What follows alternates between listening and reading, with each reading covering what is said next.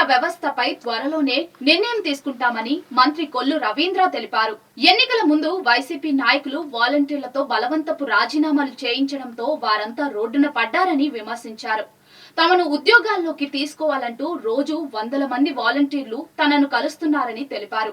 ఇంటింటికి పెన్షన్లు ఇవ్వాలని లక్ష్యంగా పెట్టుకున్నామని, ఇందుకోసం సచివాలయం ఇతర అధికారుల సేవలు వినియోగిస్తామన్నారు.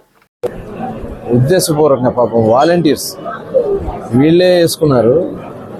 వాలంటీర్స్నేమో మీకెందుకు మన ప్రభుత్వం వస్తుందని చెప్పి రాజీనామాలు చేయించారు. అందరూ రాజీనామాలు చేపిస్తే ఇవాళ వాళ్ళందరూ కూడా రోడ్డున పడిపోయారు. రోజు వస్తున్నారు వందల మంది వచ్చి పొరపాటు అయిపోయిందండి, పొరపాటు అయింది.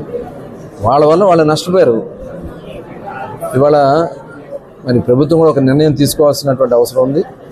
దాని మీద పెన్షన్స్ కూడా ఇంటింటికి ఇవ్వాలని లక్ష్యంగా పెట్టుకున్నాం.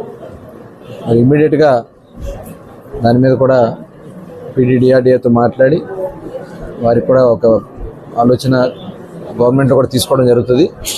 ఎవరైతే ఇవాళ సచివాలయ ఎంప్లాయీస్ ఉన్నారు లేకపోతే ముఖ్యమైనటువంటి అధికారులే స్వయంగా తీసుకెళ్లి ఇళ్లకి ఇచ్చేలాగా చేయడానికి కూడా అన్ని చర్యలు కూడా తీసుకోవడం జరుగుతుంది.